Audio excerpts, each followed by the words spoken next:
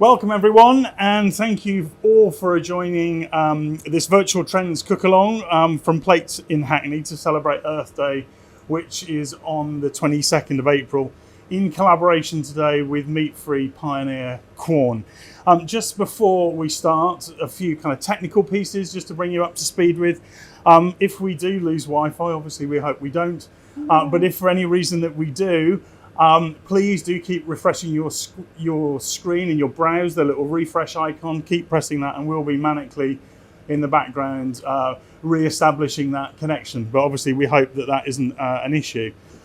As we go through the session, there's going to be some opportunities to ask some questions.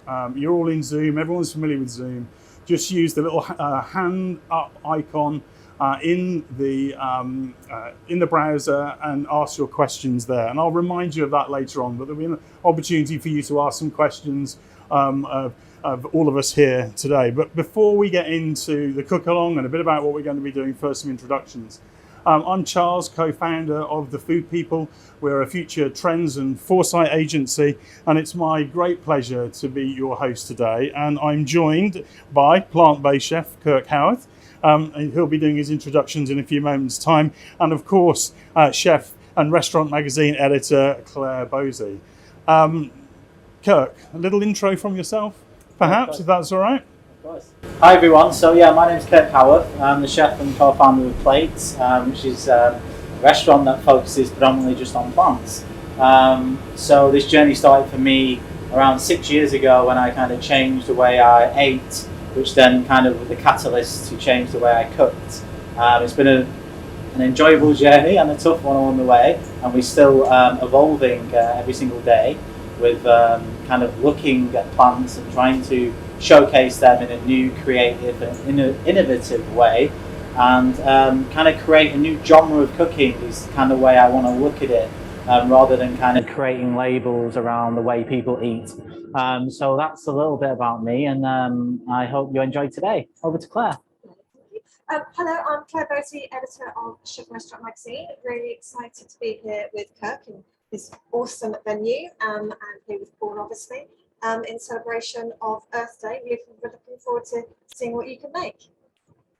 Brilliant stuff. So, as I said, delighted to be hosting this live cook along today in celebration of Earth Day on the 22nd of April. And it's a great opportunity, I think, for us to be inspired and get creative when it comes to cooking Quorn. And Kirk is going to be showing us how to create two absolutely delicious dishes, plant-based dishes using Quorn, and really demonstrating how easy and versatile it is. I think that's one of the things that we want to get across today, is kind of demystifying, debunking. It is easy, and we want to show you how easy it is. As a former chef and someone who's been in the industry for 30 odd years, I think it's really exciting to see how we can use plant-based ingredients and Quorn to collectively reduce our carbon footprint, which I know is very much on the front of mind for, obviously, for Kirk, but also many other chefs as well. I'm sure that comes up in many of the conversations that you're having. Very many conversations. A lot of chefs looking for inspiration and guidance how to get these dishes onto their menus as well. Brilliant. Quorn has huge ambitions to reduce the impact of our diets on the planet and human health, of course, as well. And mycoprotein is almost like a super protein, and of course is at the heart of all Quorn products and plays a significant role in helping us to achieve that. It's nutritious and sustainable like no other protein. So that's why we're here today, to demonstrate how easy it is and how you can do your bit for the planet whilst creating, of course, delicious restaurant quality plant-based dishes. So without further ado, we want to get cracking. You will have all received, or should have received, your recipe box, which includes the recipe and the Quorn Beef pieces. And Kirk's going to be taking you through the recipe. The first one that we'll be doing today is the Spring Cabbage dish, isn't it? Spring Cabbage stuffed with Quorn Beef. And then the second recipe, which really showcases the versatility of Quorn. Yeah, we're going to be cooking along with that one, but we're going to show you that for some street food inspiration. So shall we crack on with dish one, Kirk? Yeah, let's do it. Tell us a bit about it. Yeah, so we are using all spring ingredients. So we've got some beautiful asparagus that's just come into season right now. We've got some watercress, some wild garlic, and some cabbage. We've also got some mushrooms that I've lightly smoked. I know some of you at home wouldn't have been able to smoke these. That's no problem, and we can do it without that. But this just kind of adds a little bit more of that meatiness as we're going to layer the cabbage. So what we're going to do is we're going to steam and brine the cabbage, and then we're going to layer it with a sauce made from the corned beef and the mushrooms, which again links into the ingredients inside the corn and the mycelium. So we're just going to kind of insinuate that flavor with the smoky mushrooms, add some miso, and yeah, we're going to serve a beautiful, simple dish. We're going to make a nice sauce from watercress and wild garlic. So yeah. So first off, the cabbage, because I've already pre-cooked one as well. So that's why mine's already dissected, but I'm going to run through kind of the sequence at the same time.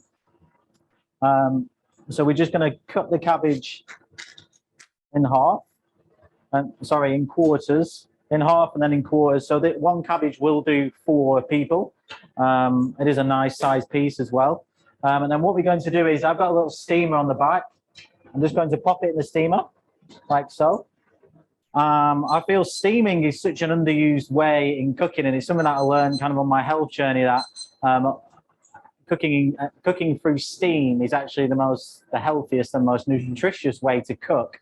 And I was saying to Charles before as well, with some of the cooking techniques that we're going to use today, I don't cook a lot of things inside water because it dilutes the flavor, and also using lots of water at the same time, going back to the kind of the carbon footprint. And looking at this cabbage, it looks like that's pretty much how you've received it. There's no waste. You've just literally. No, yeah. So I mean, I've snipped a tiny bit of the end off, but I even leave the roots. Yeah. Because it adds a little bit of texture. It does. I think especially like when I look back to my training, you know, we used to be so like wanting everything so perfect. We'd waste so much because we want to cut that perfect slice. It's about kind of understanding that perfection, but also kind of using nature and being natural at the same time with that perfection. Yeah. A lot of people will just be very tricky. Just ripping off the outside leaves for no reason at all. It is. No turned potatoes on your menu there. It is very tricky. No, definitely not. And then again, same with the mushrooms. You know, like why would we throw away that bit? Yeah. Because especially for this sort of thing, it's a force, so we're going to blitz it up anyway. Do you say you smoked those? Yeah, I smoked these raw. Okay. No. Over, what do you smoke over? Wow. So this is from Meadow Hay. Wow.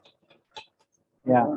So that again, just as when you're not using actual meat products, you do need to obviously think about a lot more what you're doing and how you're going to get that kind of intense meaty flavor. If that's what you want to achieve. So that just kind of helps that.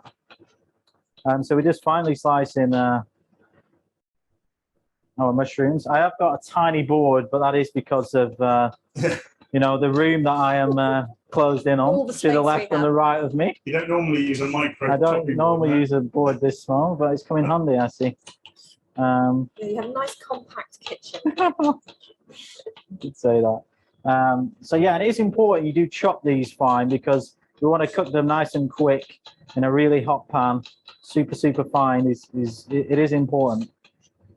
Because as well, mushrooms have a lot of water. Yeah, so when you get those in the pan, it's about evaporating that, concentrating the flavors. Nice and quickly. Yeah. I mean, just while Kirk's doing that, I mean, many of us know that plant-based cooking is no longer a niche. It's very much in the mainstream. Aspirational meat eaters now make up a staggering 55% of the meat-free market. And I remember at our very first Trend Summit some 7 years ago, we introduced the term flexitarian, and now look at where plant-based eating is today. And Quorn recently delved into what meat reducers are looking for in collaboration with the Sustainable Restaurant Association. And there are a couple of key things that came out from it. I'm just going to read those to you. 48.8% said that restaurants offering plant-based or meat-free would be important for them when choosing where to eat out. 43.6% cited that a restaurant having environmentally sustainable practices and values were key for them. I think what that demonstrates is it's very much front of mind for consumers. It's very much forefront of the consumer psyche. So how we doing? Yeah, good. So I've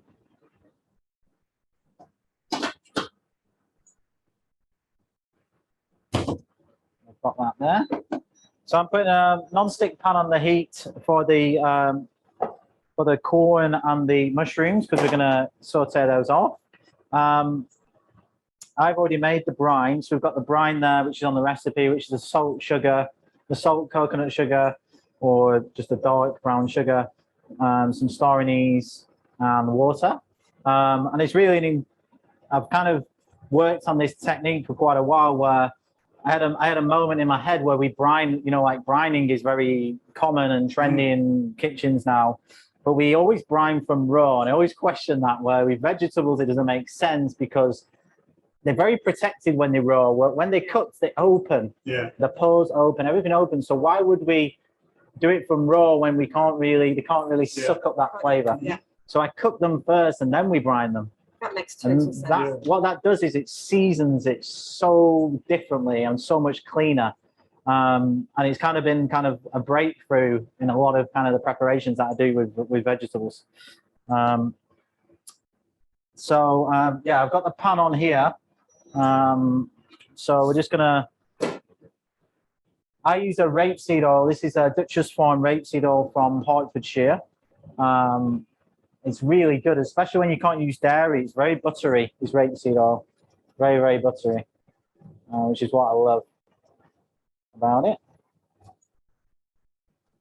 And again, looking at everything on a nutritional level as well, what are the healthiest oils to use? You know, it's not, for me, sustainability is always started from us. It's not, you know, if we as humans aren't sustainable in a health sense, then how can we have the power to be sustainable for the planet and for the world, right? So it's about looking at those things and researching those things, because a lot of seed oils aren't very good for us at all. No. Because a lot of inflammation in the body. So it's about kind of looking at that as well. That's one of the things that I really love about your approach is clearly there's a massive movement around plant-based cooking, but it's that medicinal element, which I guess comes from your experience and your Lyme's disease and that kind of thing. And that I think is really interesting spin on plant-based cooking. Yeah, of course. I kind of I'm very always looking for ingredients, and I always research them before I use them to try and understand what they do to the body. The kind of, not just so it's for our guests, but for me personally, I find it very, very interesting. Yeah. And I think if you think about it as cooks, we just cook and we don't really. I think that should be an education that started from when we start cookery at 16 at school. We should understand what we serve into our guests on a nutritional level. But yeah, and I think there are, you know, like you said, there is a massive movement in kind of the plant-based scene, and you know, I think that's great, but we need to also look at it from a health point of view. Yeah, really understand if you are going to do that. And I always say that diet is very personal, it's very individual. I cannot say to 10 people in this room, everybody go vegan, because some people feel amazing, some people won't. Some people need a bit of meat and fish.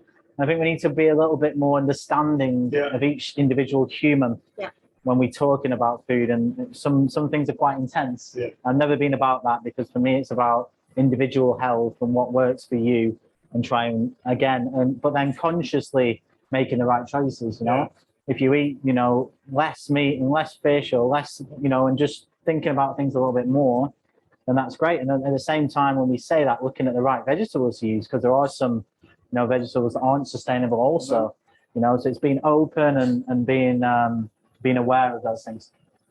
That woody part of the asparagus just snapped off. Yeah. Can you do anything with that? So I normally make like a little stock with it. Say like I was going to make an asparagus veloute. Yeah. But I've tried, but I think sometimes when you try so hard to if it doesn't taste good, then it's a tricky one. Yeah. Because you can't just use something because you don't want to throw it away, but then it tastes of rubbish. So it's a very tricky one, isn't it? I think if, like I say, if we all just do our little bit in our own ways, I think that's the most important thing. What are some of the kind of, I guess, techniques that we can employ. So I think one of the things around cooking more sustainably, having a lower impact, is around what are the practical? There's the theory, and then there's what are the practices in the kitchen that chefs and restaurateurs can employ to be able to reduce their carbon footprint. I think obviously the most obvious one to me is looking at where you're getting the produce. Yeah. And trying to find producers and farmers as close to your restaurant as possible. And then, working from that as the core foundation of what you use. And then looking at certain things and going, well, could I make an English version of that with English ingredients? Yeah. You know, I think there's a lot of amazing chefs doing incredible things now with like umami. Yeah. And, you know, using English ingredients to try and get that feeling for miso or soy kombu, and these kombu. And, you know, I use a lot of English seaweeds and dry those out instead of buying a dried seaweed from Japan, for instance. But again, it's it's tricky because you're running a restaurant and a kitchen at the same time. So it's, again, not being too hard on ourselves. Yeah. And again, just doing our little bit. And this, like I say, it's the amount of incredible chefs in our industry right now is, for me, it's, you'll know more than anyone, Claire, you interview them, but for me, it's like, I'm in awe of the chefs that are kind of in our generation now, all doing mind-blowing things in their own way. Yeah. And if we all can do that, we all come together and share that knowledge, then that's all we can do, I think. Yeah. Right. There's the time going on. So the cabbage there, It's smelling good in here already. has been in for 10 minutes. And then, so when it's very important as well, so you add it when it's warm again, so it's going to soak up that flavor. Okay.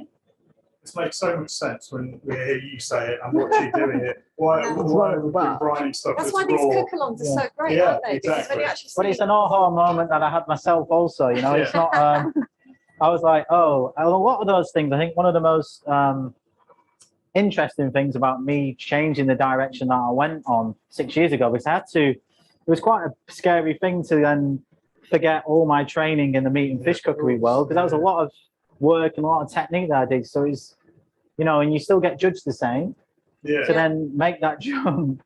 But there's a lot of questions that I kept asking myself for the way I was doing things back then, which then, you know, I look at in a positive way. Yeah. So it is tricky. But, do you get a lot of chef mates phoning you up for yeah, all the time. Yeah, I'm sure. Oh, my dad, just send me that recipe. I can't think. I'm like, Dad, do you know it took me like 2 years to do that recipe? This is smelling fantastic, by the way. Yes, Unfortunately, you can't smell it. But smoky mushrooms. Smoky mushroom smell in the kitchen is insane. Yeah, so you want them nice and, you know, we get in there now. Delish. Nice and toasty. And always add just a little pinch of salt while she's sauteing off. Okay, so they're just going to go straight into my blender. Yeah. You don't want to, all that oil, a lot of people drain stuff, but if you're using a good oil as well, especially when cooking plant-based, you need that fat to bring it together. Okay, so then we're going to do the same pan. Don't wash the pan because we've got all the flavour from the mushrooms in there. And then we're just going to add the corn pieces. That's frozen, yeah? Yeah, I did a few trials on this because the last cook-along we did, we also used, I did it with Chantel and she used the chicken and I used the beef. Yeah. And I think I cooked that at home. I did as well. Yeah, I did too. and the beef, doing it this way from frozen, I found was the best. Yeah. And a few people said on the last cook-along, oh, it smells like foie gras. Okay. Because I toast it with quite, like, again, a little bit of oil. And yeah, it's quite an interesting kind of way to cook it. And again, I think, like we spoke about, a lot of people just put things on a tray and put it in the oven, and it's a very different product then. Yeah. So but how easy and how convenient is it just to be able to take it straight from the freezer? Yeah. It's fantastic.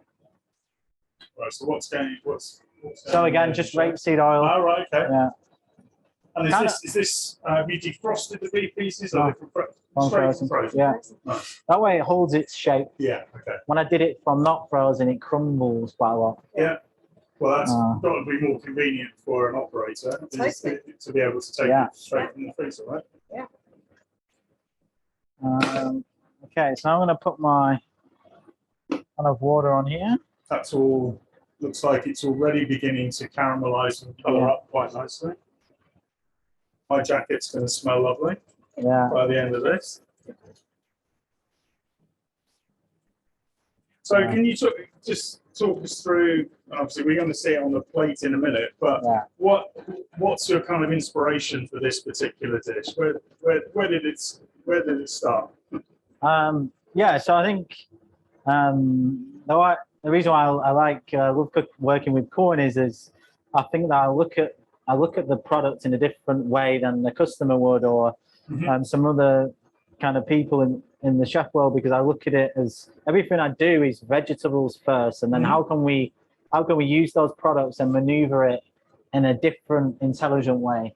But still make it so it's the shining light within the vegetable. But still kind of showcase it with a vegetable. So the vegetables singing with the corn, not the corn and then the vegetables down here, or vice versa. So they're both equal. So yeah, this is just kind of looking at ingredients. I personally love cabbage. I think it's a great product. And a mushroom duxelle came into my head classically. And then I thought, how can we use the corn and make the cabbage more meaty? So the reason why I'm making the farce is then we're going to layer each layer of the cabbage with the farce, and then we're going to caramelize it. So once you eat the cabbage, you get the corn and the cabbage in one mouthful. And then we just got a really clean green sauce made from the wild garlic and the watercress, and then some beautiful steamed asparagus. Just for season as well. Did you pick it yourself? I did. I picked that this morning actually. You talked about That's got a good carbon footprint because I biked it here as well. I biked there, if you don't believe me, guys. I did spot that. Yeah, we can verify his confidence on the floor down there. You know. You talked about smoking and smoking the mushrooms. Have you tried smoking any corn pieces? I haven't actually, no. Little tip for you there, Chef. Yeah, maybe on the next one we do a smoked. You can claim credit for that one. Yeah. So we're getting there now, nearly. Yeah, You can see that it's caramelizing off. Caramelizing really, really nicely. So what's next? So we're going to make the sauce now, which is very, very, I say simple, but yes. So again, just pick garlic, leave all the stems on. Another thing I found, like when I was training, we used to always pick all the vegetables and throw away the stems. If you actually eat the leaves and eat the stems have got more flavor. So why do we do that? Why did we do that? But it's kind of that meticulous perfection that we kind of taught, right? But it is a re-education, though, isn't it? Because I mean, when I did my training, it was all about doing what you were doing now. But all of this would have gone in the bin, right? You know, and I think it's a mindset shift. So it's where the flavour and it's where a lot of the health is as well, what the nutrition is. Yeah, like that. Oh wow, super peppery. That gets you at the back of the throat and up into your nose as well. Super strong. That wasabi almost. Yeah, it is. Yeah. But also there's an opportunity for this is a different approach that needs to come through in educating chefs as well, right at the beginning at colleges and that kind of thing as well. Yeah, it's the same with peeling vegetables. I rarely peel any vegetables because there's 10 times more vitamins in the skin than there is in the core of the vegetable. Same with lemons and all that sort of stuff. It's a whole new direction for kind of culinary education to go in, isn't it? I mean, this probably wasn't on any curriculum even as recently as 10 years ago. Okay, so you see, it's caramelizing. I got a little. Smells great. Yeah, it does. It smells amazing. You can.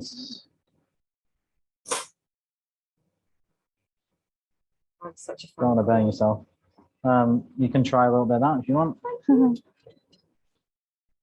That's hot. Very hot. Northerners like it hot, fire. So that with that little bit of salt. That was smoky mushrooms. Like Exactly. It's just so meaty, isn't it? Not work. And that that caramelization, that Maillard reaction on the outside. Bit of that. What's the secret ingredient? Miso. Yeah. In there. Simples. What is that? Is that one you've made or bought or? We actually got some making. I'll be honest, I didn't make that one. Yeah. I'm not going to say something I didn't do, but we are working on, again, because food costs so expensive now. It's crazy how much everything is. Miso especially, it's so expensive. So we've got one working on with the waste trims from bread. So we're looking at that, but it's just not right yet. And again, a lot of my recipes I've worked on with certain things, and it can change it a lot, and then you end up stressed in service for no reason. So until it's actually right, then I'm not going to change it. Well, and by your own admission, you're a complete perfectionist. So, it's not going to go on the menu till it's right. Yeah, exactly. So then all we're going to do is give this a little blitz. Yeah. So I'm just going to blitz in here, and then I'll show you in a minute. I don't know. So tasty, that pork. Yeah, it is. It's really it's so Moorish. Shame we only got 2 pieces. Is there anything you can tell us about your process for creative? We'll wait till you finish. Yeah, just literally 2 seconds. Yeah.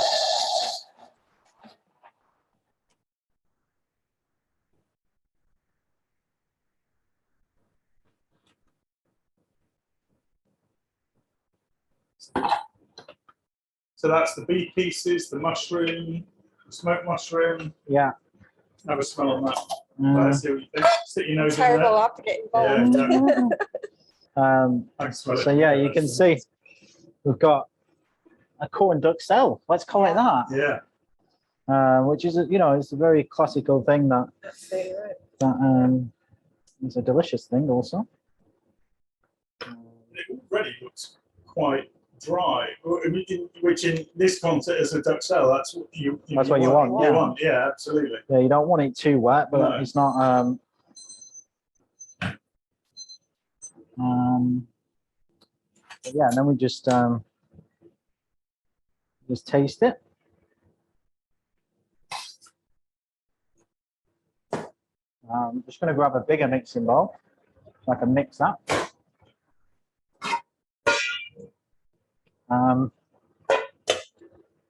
It's better.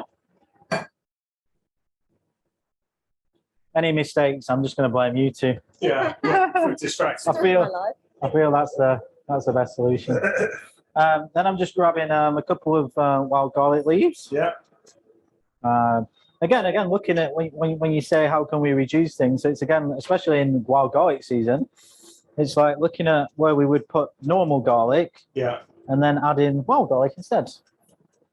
And there's lots you can do with it. I mean, just one example, you can ferment it, you can pickle it, can't you? Pickle the buds. Yeah.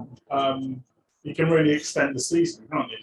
Yeah, it's everywhere at the moment. I was in Hyde Park yesterday. It's all alongside of it. Yeah, it's beautiful. everywhere.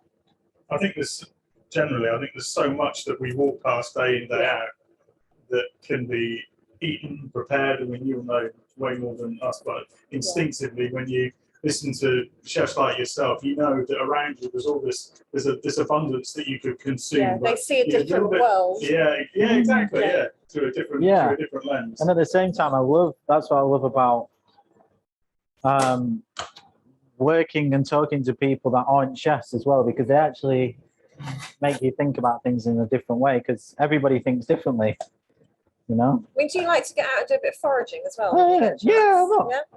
I'm not like crazy about it. I love being in nature, so yeah, I do do it where I can.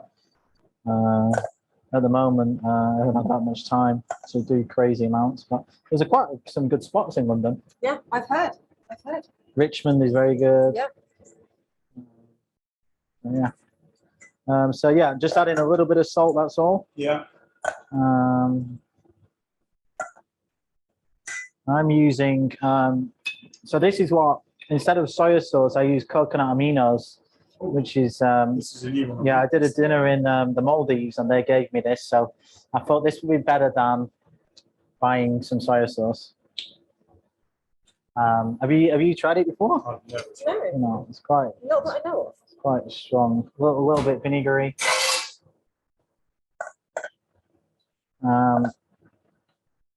Organic coconut aminos. Yeah, very healthy too. And can you get it here, or is that? Yeah, you can. Coconut sap and sea salt. in health stores. Right. Okay. Oh yeah. Smell on this, if that's all right. These are all clean spoons. They're dirty Right, ones if you okay. want to. Okay. Okay, and then onto the sauce. So literally, you've seen what I've done. I haven't wasted any of the watercress, any of the wild garlic. That just goes straight in there in the water, no messing about. I think we're getting some questions in, so I'm just pulling them up. I'm not ignoring Okay. you.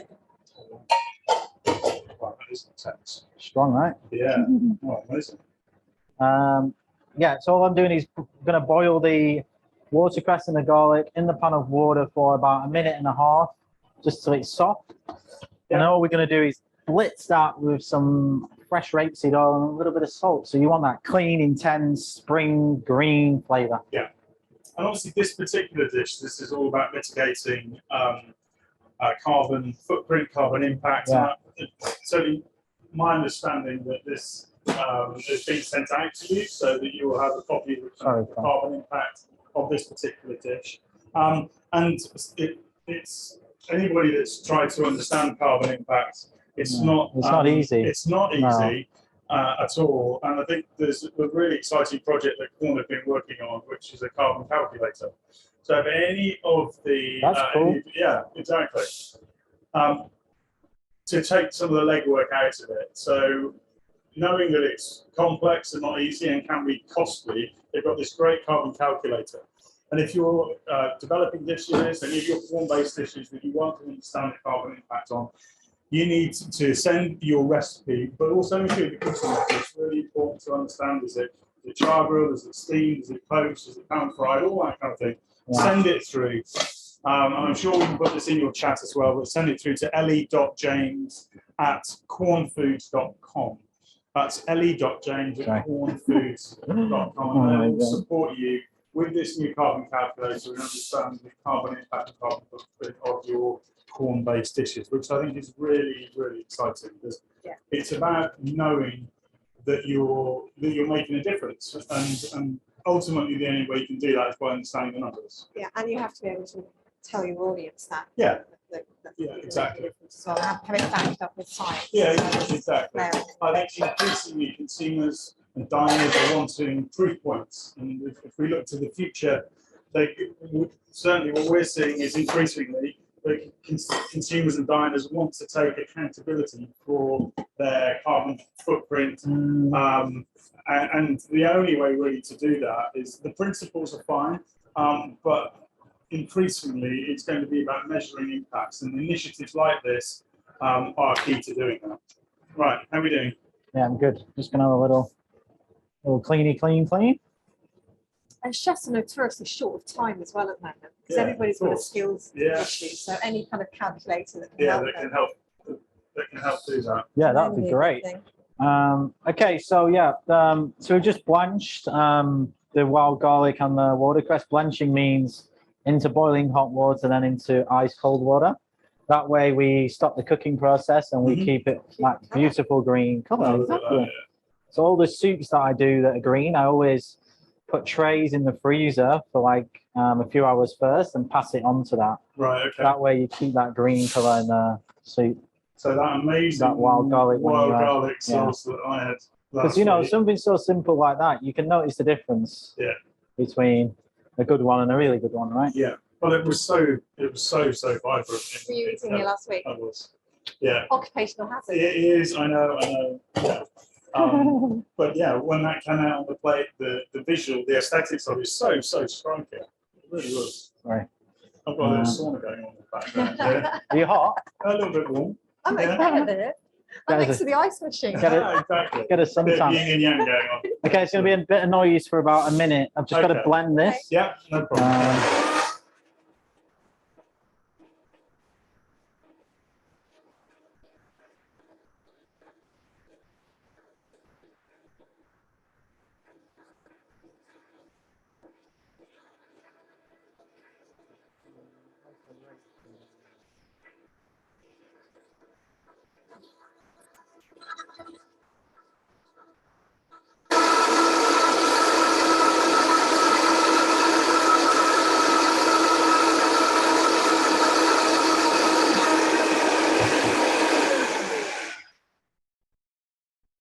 So anybody that kind of missed that bit, so I've just added it to the blender, and then added the rapeseed oil, and then I'm going to pass it onto a tray with some, a cold tray, The sorry. depth of the colour on that. So deep, isn't it? Deep. Room colour, amazing. Kirk, how long could you leave the spring cabbage in the brine for? Oh, sorry, yeah, 30 minutes. 30 minutes. And that's why I you leave it in overnight? So that's when I did. No, no, not overnight. Just a quick brine. Yeah. Well, it's more, it's timed because of the seasoning as well. If you leave it in too long, it's going to be salty. Right, okay. And if you don't leave it long enough, then it's going to be under seasoned. Yeah. So, I'm looking at that. So what other vegetables have you used that brining method with? So we do carrots. So I've got a Himalayan salt chamber over there in that fridge, you see? Yes. Nice. So we're doing a lot of kind of experiments there. And that Himalayan salt, that pulls the moisture out, is that right? How does that Yeah, work? well, it's pretty new, so I'm still working it out. But it's So dry age. it's almost dry age. Yeah. It's drying it and it's seasoning it, curing it at the same time. But with vegetables, it's obviously never really. I haven't read that. There's no information to read up on it in terms of you can compare it to meat, but they're still very different. Yeah. Oh yeah. And you're passing this now to what? Just to get a really silky. Yeah, texture? just so we want it nice and clean. Yeah. Okay. Again, I'm being chefy. If you're at home, you don't need to pass it, to be honest. So that's that. Claire's not wanting me to get green on her top, I think. Stay away from me, Kirk. So yeah, we've got that there, and then just going to add a little bit of salt. Yeah. Okay. Any questions that are coming through, Claire? At the moment, I can see there are questions, but I can't read them. All right. There's a like technical thing going on, but I know that the questions will be coming to us. No problem. Very shortly. Who's that? No problem. Who's that, I wonder? Is it Bex? Shall we blend Bex? We'll blend Bex. Yeah. She'll be upstairs thinking. Yeah. Kirk, not in No, I there. know there are questions, but they haven't descended yet. Okay, so we're nearly there in terms of the dish. So Okay. we're just going to, again, this is the force. Yeah. So he's going to lift up the layers, and we're I gonna, wondered how you were going to put all this together. and we're just going to press it down like that. Yeah. Obviously, you could use a piping bag, but then we're using piping bags, so we Yeah. don't want to do that. No. You can just use your hands and just press it. You see, like that. Like that. So you put about a tablespoon in each layer, let's say, Yeah. and then you just want to spread it out nice and thin. Layering that up. Yeah. And then what the force does, it sticks the layers together as well, you know? You see? Yeah. It's helping bring, kind of press You're it really together. taking an ingredient approach to this, aren't you? It's not, obviously, people will be familiar with corn and pieces and those types of things, and you've kind of challenged that, I think, with this dish and the way you use corn, is that it is you're using it as an ingredient, just like you would use the mushrooms or anything like that. Exactly. And I think that's a place I think we need to delve into with corn as well. Yeah. Look at it in different ways through a different lens, let's say. Yeah. I think that's what's interesting. Because you think about it, it could go into mixes for sandwiches, or if you think of it like that, and then it leads. Whenever you go down one kind of area, it always leads to others. Okay. So yeah, you can see I've got the layers in between each one. Yeah. Now, there's two ways you can warm it back up. You can roast it in a pan and caramelize each of the sides. Yeah. Or you can just steam it. Could you blowtorch it? Yeah, you could. I'm not really a massive fan of that, chef's blowtorch and stuff. Yeah, you can. Put it on would think it'd stand up to being put on a char grill or that kind A barbecue would be amazing. Barbecue, Yeah. That would Barbecue would be. And then we got popping our asparagus just in the steamer there. How long we cook that for? 2 minutes. Okay. I like to a classic Kirk thing to do is I always create the best things when I don't recipe them. It's a bit of an issue of mine. And then after I'm like, shit, I haven't recipeed it. No, some things that I think, you know, like cooking things a la minute, like asparagus, you've got to feel that stuff, you know? Yeah. It's not like a set 2-minute time or whatever. You can kind of give an estimate, but you can never be like, it has to be done on this exact time. Oh, thank you very much. Yeah. Oh my god. This is quite strong umami That's flavour. super tasty. But really meaty, right? Yeah, And then that is super tasty. Yeah. You'd be happy with that in a restaurant. It was really, yeah. and then I'm going to, because I'm feeling very clean in my cooking today, I'm going to steam it with the asparagus. That's just how I'm feeling. But yeah. if you wanted more of that, It's looking after our health. Yeah. if you wanted more of that roasty flavour, Yeah. then whack it in a pan, really hot pan, Yeah. or on a barbecue. And then to garnish it, we're just going to do a bit of, we're working in a close proximity of ingredients. We're not adding different ingredients that don't relate to that dish. So we've got garlic, we've got watercress going in the sauce, we've got garlic in the duxelle, and then we're just going to wilt off some of the garlic and the watercress and garnish the cabbage. So it's all focusing on a couple of ingredients, but really looking at them in different ways. Showcasing them in Yeah. different ways, aren't you? Instead of, adding different herbs, you could put another 10 different herbs on there if you wanted. Yeah. But then it doesn't really have Keeping much substance to what Keeping you're it doing. close. Yeah. Okay, so asparagus is looking good. We'll turn it up, give you a sauna. Yeah, give me another sauna. Excellent. Yeah. We've got a plate there, hopefully, nice and clean. I was really enjoying that plate. That's what I had to say. It's fun to it. And then so I've got a pan on a very, very low heat. You can hear it just. That's the same rapeseed oil in there. Yeah. Is it? Yeah, just a little. There's my salt there. A little bit of salt. Yeah. Not too much, just a little bit. And I'm just going to let that just gently wilt.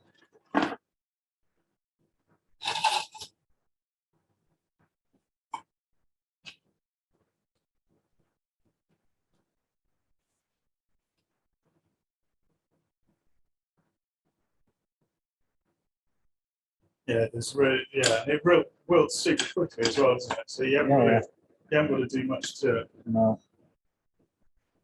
Definitely not. Wonder how everybody else is getting on this cooking. Yeah, absolutely. Should we get to see some Hopefully photographs? posting on social media. Maybe they hate me or love me, one or the other. Hashtagging. Yeah. Hashtag. Cook like Kirk. Yeah, exactly. And your asparagus, you can just cook it in a little bit of water or in a pan. Yeah. Also. Hashtagging Sorry. Quorn Professional. Yes. So yeah, take a picture of your creations with us. Totally. I want to share them. Yeah, exactly, and share them. Hopefully that wasn't as loud for you as it was for us. I think it But might have been. I think it might have been. I think that was the ice machine door. Yeah. It is very tight here. Did say I will be blaming Claire, so blame Claire for the noise. Goodbye. Can you hear me? Yeah. Yeah, we'll just. I lost my. We're probably standing in such close proximity that we picked up on. Oh, okay, that's great. Then. Yeah. Yeah. So I'm just popping my watercress, just a bit of ice. Yeah. Just to freshen it up a little bit. It's a bit wilty. Then we're going to pop our cabbage in the steamer. And when I was actually trying this recipe, what is interesting is the fact that when I cooked the cabbage with the farce inside it, almost acted like it was, like a boudin, like a meat farce. Oh, yeah. Okay. So it actually like set. Yeah. Tightens up a bit. Yeah. Very interesting. I suppose it's a bit of a voyage of discovery for you as well, how this behaves in this kind of context. Everything is a discovery in this in this world. So again, just a little bit of rapeseed oil. And It's coming together now. It's a little bit of salt. So that kind of duck style preparation, I mean, it's kind of, you can use it for so many things. Yeah. Can't you? Yeah. So many different dishes. Where's my towel? Just dry my hands a little bit. But you could. I was thinking about an on-crete. You did an on-crete last time. It was an on-crete. Oh yeah, last time? yeah. I did, but I didn't blitz it like that though. No. It was kind of more of a. We do have the best asparagus, don't we, when it's the Yeah, season? we do. Oh, Is this asparagus? Is this So Wye obviously it's Valley? English asparagus? But Yeah. from somewhere. This is from Kent. Yeah, Kentish asparagus. That's where I get most of the vegetables from, Kent, Sussex area. Garden of England. Yeah. So yeah, try to. chefs get really excited when they start to see the first asparagus. Yeah, exactly. Asparagus, broad beans, Asparagus peas. season. Yeah, exactly. But almost as much, I'm seeing almost as much excitement around wild garlic. That seems Yes. to be Because it's first free. one. Yes, it's free. And Yeah. asparagus Gross is like profit margin. Yeah, £7 a bunch asparagus. Exactly. Crazy. thinking about food costs. Giving me a heart attack, I tell Yeah. you. So we sorted the questions, or still not? I think we're still waiting Oh, okay. for them to send. So again, I'm just gonna add the watercress to a mixing bowl. Yeah. Okay. And we're gonna add a little pinch of salt.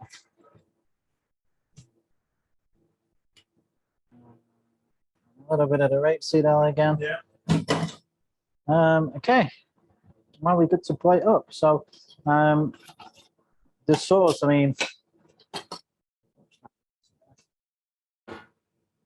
the sauce, you can put it on however you like.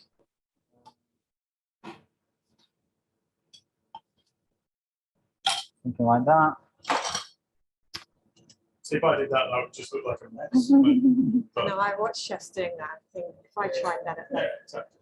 And then we're just gonna gently put the asparagus just nice and neat on one side.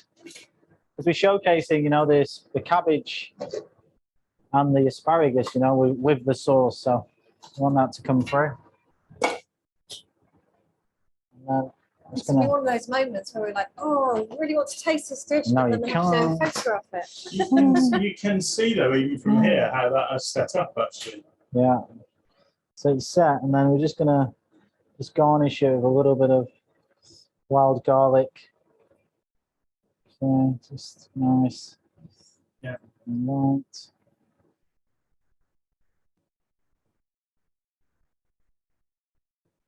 Smells outrageous. Really good. I'm in slight worries I can't see a knife and fork. It's up there upstairs with them, aren't they? Right. So I'll have a Yeah, go now on you this. see it. Yeah. Now you don't Yeah. moment. And then, yeah, obviously, again, if you're being chefy, but you will be wasting, then you could cut a nice piece, or you could serve this for two people. You could serve this, you know. Yeah, it could be a sharer. Yeah, it could be a sharer. Yeah, Yeah, look at that. just a nice big wedge. Fantastic. And then we're just going to garnish it with a little bit of watercress. Super tasty, and you feel like it's super healthy as well. Yeah. Look at that. So this is layered beef in inverted commas, corned beef cabbage, Yeah. wild garlic, watercress emulsion with new seasoned asparagus. Looks stunning. That's the first one. Absolutely There we go. beautiful. First dish. Absolutely. I'm going to take this away. Yeah. I think that they And you want to can't, photograph you it. can't moan if you can't moan. You're not Excuse full me? with that either, guys. No. that would Honestly, I will be that would back. super sweet. That Please does- that make doesn't- sure it comes back. That We doesn't wanna fill you up, try it. then nothing will.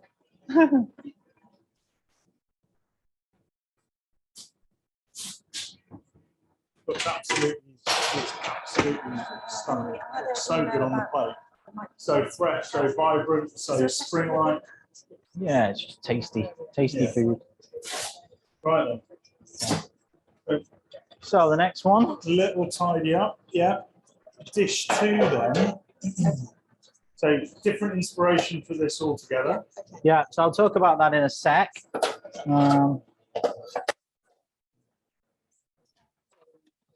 Just a moment, just having a little tidy up. So we've got clean surfaces and Yeah. area to work, but multitasking. Always That's on the multitasking. inside. Really He's doing it happy all looking himself. food photographers upstairs. As long as they only photograph it. I don't think they are. Well, 'cause Cooking again. I think as we've smelt it and watched it, we need to taste it. In my opinion. But in just a second, Kirk's going to be cooking up a Quorn fillet masala dosa with crushed curried potatoes, tomato and mint salsa with coconut yogurt. And we can explore and chat to Kirk about where that inspiration comes from and how we've arrived at this dish in just a second. Yeah. Street food's a big business at the moment, isn't it? That's it. And it continues to be. It's almost not. At one time, we talked about it being a trend. It's not a trend. It's like a food genre. Really. I think it's really democratized food in markets and high streets across the UK over the last 10 or 15 years, and it just doesn't go away. It just keeps reinventing itself. It does. We've got places like Escape the Freight in Manchester, or Hockley Social Club in Birmingham, which is a particular dining club. And I noticed that when the UK first went into lockdown, how many restaurant chefs started to like buy a food truck or do some street, and actually really enjoyed the kind of the challenge of having a food van or a food truck or a stall or something, and have continued them even though they've gone back to their ordinary restaurant or their normal kitchens. They're still doing a bit of street food, and they get quite excited about it. I think it's Like such a a guilty playground pleasure. of kind of creativity as well. I think when you come out of the context of a restaurant in inverted commas, it feels like you getting the permissibility to do stuff, to challenge norms, do things a bit differently, clash cuisines, fuse cuisines together. You know, chef, getting them together, chatting. But it feels like that kind of almost like a bit of a playground, really, where stuff happens. It always used to be the influence came from the higher echelons of dining down, but that's, I think, street food has changed that. And of course, high-end dining clearly does influence, but what's going on in trucks and in markets is kind of where it's happening. And I think they both influence each other. There's a lot of street food deliciousness. A lot of chefs now are taking, like someone like Gareth Ward takes like the most incredible hoisin duck, for instance, but then he takes it to another level. But he's inspired by probably having a Chinese takeaway at home. That's exactly what it's inspired by. So that's kind of, they influence us and we influence them, hopefully. But we've started to become quite well known for street food in the UK. Street food awards. Yes, I was going to say. We've got such an amazing, diversity of multiculturalism, haven't we? And it's also not just about, and you alluded to that, it's not just about what's happening in the capital either. It's happening in farmers markets, in up and down the UK. I mean, I live in the southwest in Exeter and Truro, places like that. The same in the northeast. Definitely the same in Shropshire as well. Yeah, exactly. So I think that's the great thing about it. It's not all capital centric. It's something that transports well across the country. Right, so let's talk about this product then. So the next dish we're going to do is we're going to use the chicken fillet, and we're going to do a dosa. So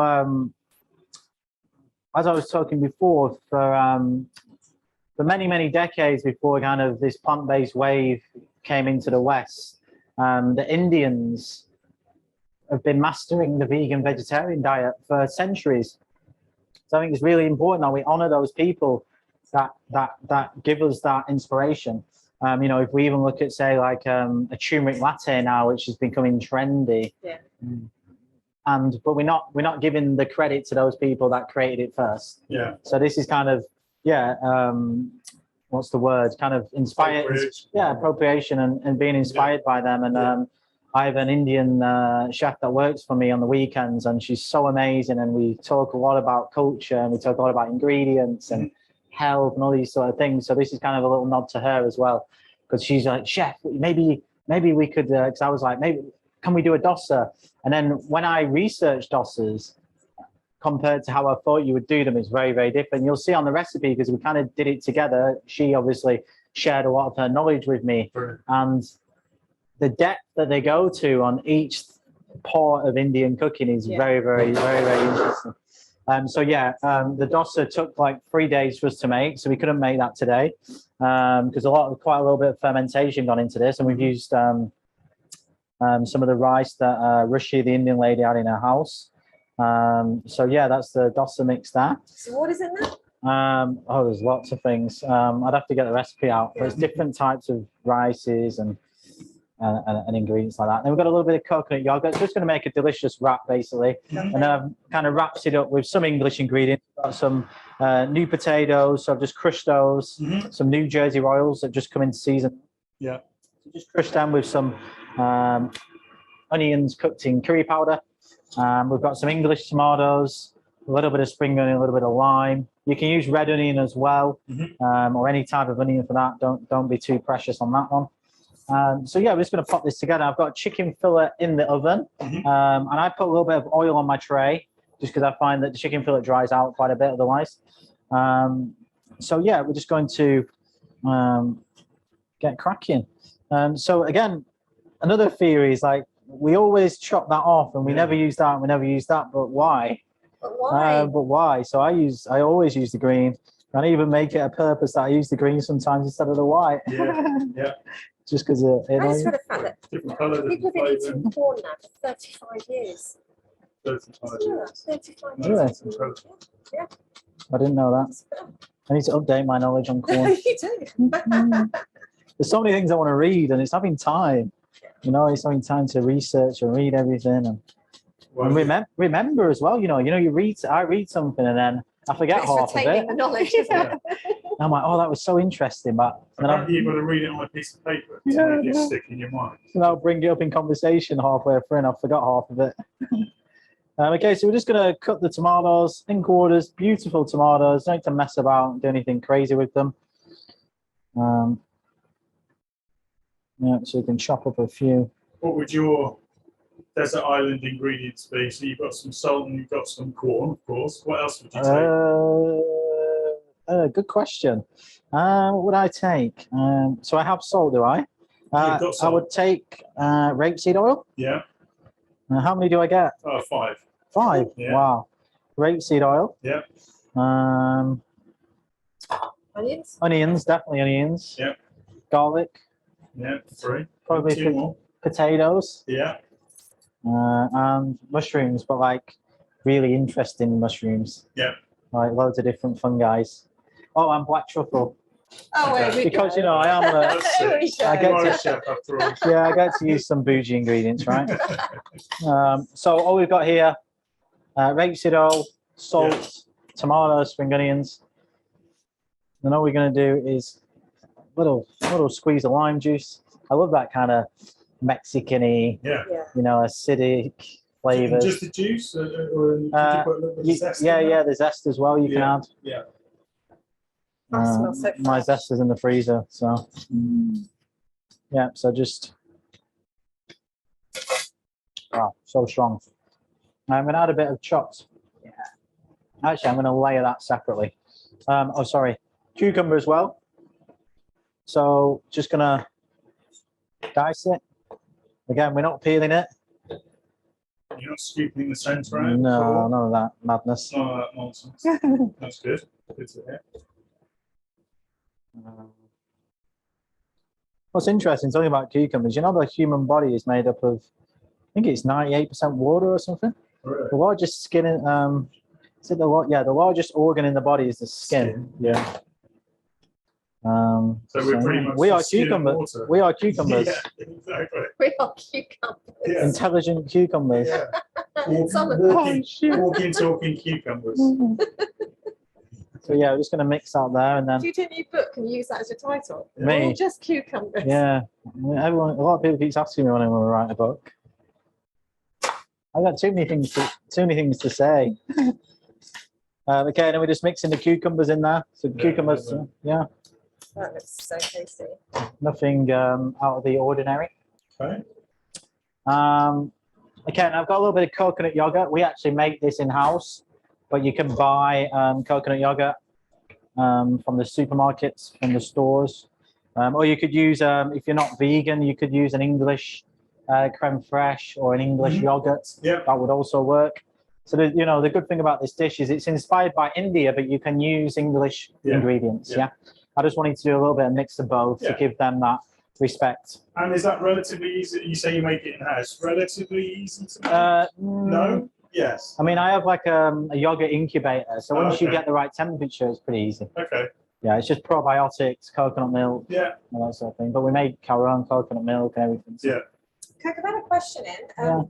First of all, saying how great it is to see a chef not wasting any food. And have you got any more tips about how chefs can apply this in their own kitchens? How can we make it not waste food? What are the things that they can do? Yeah, I think just before you kind of start preparing, and I always tell my chef here, just stop and think. Just give yourself an extra 30 seconds and ask yourself why. Is there a better way to do it? Is there a smarter way we could use the stalks? Where could we put that? Taste everything. And that can always kind of invigorate ideas to find new ways to do things. I think I always question every single thing I do. Sometimes, obviously, when you're busy, and I know when you're running kitchens, like I said before, it's stressful and it's hard. And sometimes, you can't be perfect on every single level of sustainability. But if you can find your little niche to do little things the right way, then that can help. Yeah, and do you think that it's pretty, got a young chef doing some mise en place in the kitchen and peeling or dicing or doing something with vegetables, if they just before they throw it into the bucket, just stop and think, I'm throwing this away, but is there something else? One of the things, and many of the people watching today will have heard of Doug McMaster. We were talking about Doug earlier on. And I remember when he presented at one of our trend summits a few years ago, he said, there's one thing I'll ask you all to do, and you can do this at home, or obviously you can do it in a professional kitchen, is to take the bin away. Yeah. Try a week. Yeah, get rid of it. Without the bin. I've heard of chefs actually, checking what their chef's parties have put in the bin. Oh yeah, we all. I'm sure you have a go. And then that will force you then to think differently about, okay, well, I've got this ingredient. Sorry. What can I do with it? I can't put it in the bin, so I need to think the about price it. of everything is going through the roof. But why would you want to be putting money in the bin apart from flavour? Yeah, exactly. Everything? But to be honest, I know there's so much more talk about food waste now, but to be honest, throughout 90% of the chefs I worked for in the last 15 years, they were always very, very strict on us, like checking the bins. That's always been a thing. Yeah. I think now we're just talking about it more. Yeah. Obviously there was, worked in a 3-star and they threw ridiculous amounts of things away. There is still those restaurants. But there are a lot of, chefs that have been very particular on waste for many years. But there's a lot more. Also, the whole kind of financial side of it, especially somewhere like London, where you have to pay to have your waste taken away. So you want to also remove as much of that cost as you can. Yeah. So we've got Dosa here. So my chef, my Indian lady who we did create this dish together with. What's her name, by the way? Rishi. Yeah, okay. You should never add oil to Dosa. And I was like, but it'll stick. It's like, no, Kirk. So I practiced it a few times. It hasn't stuck, but you will get that. So don't worry. That isn't burnt. That's what Dosa is meant to be. Yeah, okay. It's about understanding that. Because the first time I saw it, can you see it's like very airy? Yeah. It does look. And then you just go a little bit lighter on the other side. Just going to grab the chicken fillet from the oven. No, it does look. And going back to you using the wild garlic and using all the kind of stalks and everything, I had a question in about do you use microgreens at all? Because they're one of those ingredients that people just pick the flowers or the leaves off and they throw away the stalks. But there's all that kind of. I don't really use nutrition. that many flowers and stuff like that. Yeah. Not really. Unless it's in. Oh, it's back. Not really. So the chicken fillets come out. I'm just going to put a little bit of salt on there. Very simple. Then we're just going to put a dollop of coconut yogurt. It's just going to give us a little bit of sweetness and moisture. Yeah. Okay. Like so. I'm going to build this up. I was just about to say that looks like a bit of roasted mushroom, and I stopped myself because it is. Of course, that's what it is. Yeah. Exactly. Yeah, I do definitely think a little bit of oil on your tray helps it. Yeah. From my experience of working with this product. Yeah. Because some people that don't cook it right, I think we were talking before on the last cook school, I think it's getting the consumers to understand the best ways to cook it than rather just whack it on the tray and put it in the oven. Yeah. Because you do then get a very different product, and then that can decide whether they buy it again or they don't. Okay, so I've got a little bit of my crushed potato salad. And that's warmed, is it? It's just room temp. Just room temp. I made it like an hour ago. I haven't put it in the fridge. I don't really put many vegetables in the fridge. Can you just remind us what of crushed new potatoes? Season. So just the Madras curry powder. Okay. Yeah.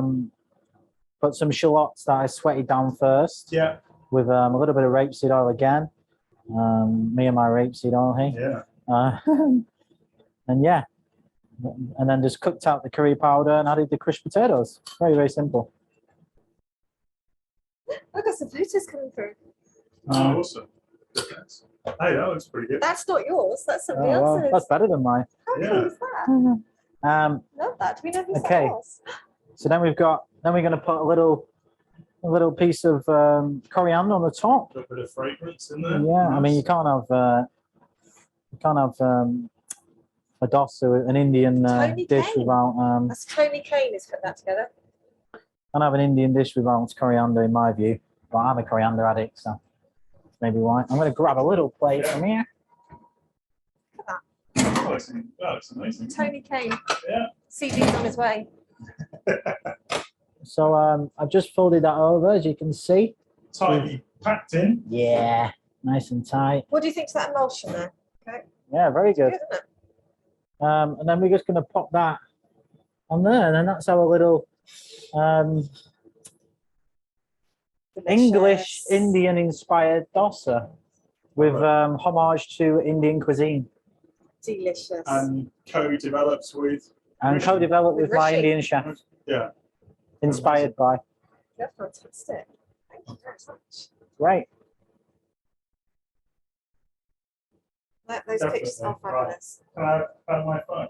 I want to take some pictures as well. He's also got a great kitchen there. Look at that. How neat are those? Have we got any more questions? Any more questions, Claire? Oh, let me just quickly check. I think somebody said right at the very beginning about corn. Are there any allergens? But I mean, it's very, the allergens with corn are on the packet. If you need to find out, the corn has got all the information there. Yeah. It is a microprotein, so it's a case of, as I said, people have been eating it for 35 years. All the allergens are on the pack. Any information that they need extra, they can speak to Quorn or Quorn professional and find out the answers there. Do we get to taste this? Yeah, you can.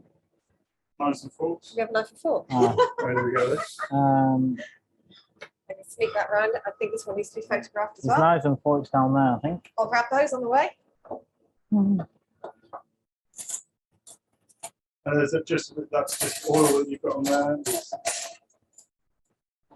A little bit more moisture in the middle. Yeah. Oh, I can always find everything in the kitchen.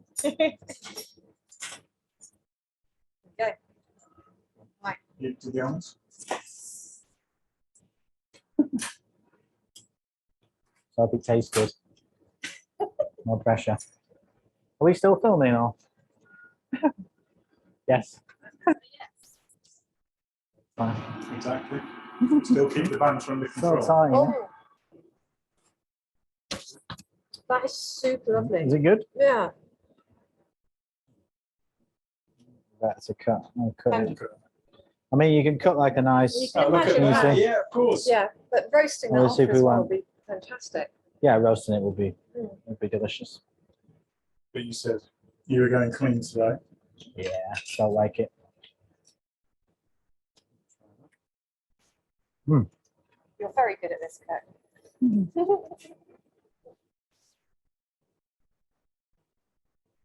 You get the crunchiness from the cabbage. No? I can see your friend that said that foie gras. Yeah. That's Well, what they the- meant. You can see what they meant, can't you? That It's kind more of, on the pieces with the oil, the fat. Mm. You can see how all the flavours build, they layer up as well. Mushrooms and the smokiness. It's like umami central, isn't it? It really is. Really good. Tasty. Love it. Very good. And that calculator email, is it Ellie? Can you remember what it was? I can. Ellie.james@quornfoods.com. I'll just check that. It's always hard. Cooking plant-based anyway is harder than, but in using it in a product, I don't. It's always hard. I'm almost certain that's what it is. Yeah, Ellie.james@quornfoods.com. And remember, if you're sending your recipes through, detailed recipes, but don't forget the cooking instructions. So that's going to impact the carbon footprint of a particular dish. And the particular carbon, you can see that carbon calculation. That's what the carbon calculator generates, and that's been sent to you for this particular dish. So yeah, I think it helps us all to understand the impact that we're having through our cooking. Yeah, all these tools are just so important for chefs to be able to access them and use them. And it's absolutely delicious. Yeah, really, really, really good. I'll make you a dosa, shall I? Oh, yeah. Oh, yeah. Or you could get Charles to make it. He's in his suit, you know. I don't want him. Exactly. You know, look at that. Well, you know, and you're standing next to you, so I thought, show me up. Yeah. Do you think chefs are getting to grips with plant-based cookery now? Like, what? No, chefs with, let's just say, That don't menus, cook it just that. You know what? It's so being a chef, and I think that's what kind of I look at things from a different way, because I've been the chef that used to cook in restaurants, who used to cook everything and dealt with all the dietaries. You know what? It's so much work to do the already menu, then a vegan menu, and a vegetarian menu. It's so much work. So I respect those that are doing it, and I also at the same time respect those that say I just can't do it because we haven't got the staff. You know, and there are now hopefully enough places where you can go to eat that, you know, vegetarian and stuff. And like one of my mates said, you would, you know, like someone went to his fish restaurant and they wanted vegan, and they got upset that he just didn't do it. And it's the same. He said to me, "Well, I wouldn't come to your restaurant, Kirk, and ask you to cook me a piece of fish." Yeah. And he's got a point. He has got a point. He has got a point. Because as a business owner and things like that, it's a lot of work, and sometimes we need to get customers to understand that a little bit more. Yeah, I mean, things have changed. I mean, it wasn't so long ago that, you know, there weren't any vegan options on menus. Oh yeah, full stop. And the vegetarian option was a wild mushroom risotto or a nut roast. Or a nut roast. Oh, I can't stand the nut roast.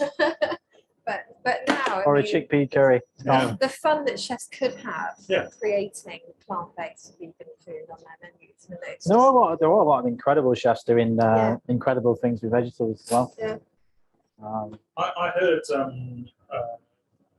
a starred chef in the UK interviewed at an event I was speaking at a few months ago, and he was asked if he doesn't currently have a plant-based option, he doesn't have a vegan option on the menu, and he was asked why, and he said that he didn't feel comfortable charging £150 or whatever for a plant-based equivalent of his menu. Yeah, I think. I was quite surprised by that. I think you'd have to charge less, wouldn't you, if you're not putting in the same energy into both menus and produce.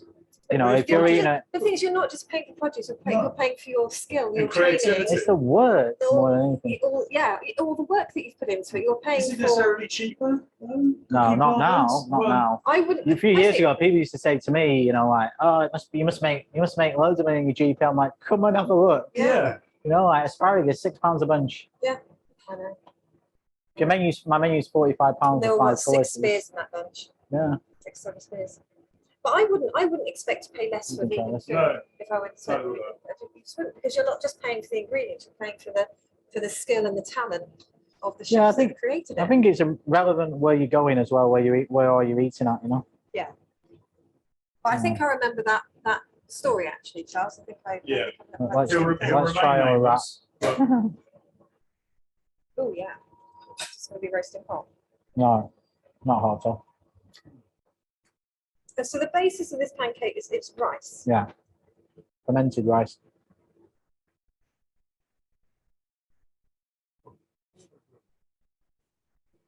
coriander right there. They like have Indian cuisine. They perfected vegan and vegetarian cooking Right, it's gonna be ugly. hundreds of years ago. And that's why they're so good at blending spices and herbs and flavors and all those things Yeah. that we're It is catching a up different way of cooking though. I mean, I know just I'm probably 60% plant-based cooking at home, but it is a different approach. When you're not constrained by a piece of protein, I think it's a freedom that goes with it. Yeah, it opens up so many doors. I mean, as Doug says from Silo, limitation breeds creativity, and that. You know, when I first started 6 years ago, I'm not even exaggerating. I could think of like 1 or 2 dishes. It was so hard, like so hard. Yeah. And I think when you start creating unique roast style as well from within, when you kind of go in that direction.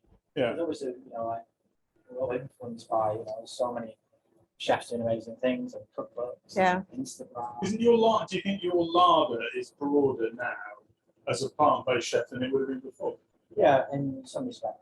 Yeah, I think. I mean, and I'm just thinking from a home cook perspective. You know, since embracing more plant-based cooking, I've got more spices, more pastes, more seeds, more nuts, all of that kind of thing. I understand it from a nutritional level as well. Yeah. That we have to, this is why some vegans say, yeah, you can't say that, but for me, it's about speaking what I believe is right, and from a health perspective, that you can't, if you're going to take out an organic wild piece of salmon or a grass-fed piece of beef, which is nutritionally incredible, you have to be able to replace it with something nutritionally incredible. Mm-hmm. Yep. And a taco or a bag of cashew nuts isn't going to do that. So you have to understand what you're going to do to replace that. You've got to work it, haven't you? Yeah, absolutely right. Have we got any more questions? No? Fantastic. Well, I think on that note, thank you. Thank you. Thank you, It's Kirk. been It a was so pleasure to delicious. Stand by your side and commentate and ask Pleasure questions. to- Thank Yeah. you, Claire, as well, Thank you for very joining much. us today. And thank you, all of you, everyone at home and in your kitchens for cooking along and sharing. And yeah, if you can, we'll be emailing out the photos and the recipes that support this as well if you haven't already got them. So thank you from all of us. Thank you from the professional. Hope you enjoyed the last couple of hours. Thank you, everyone. Thank Thank you. you. See you again.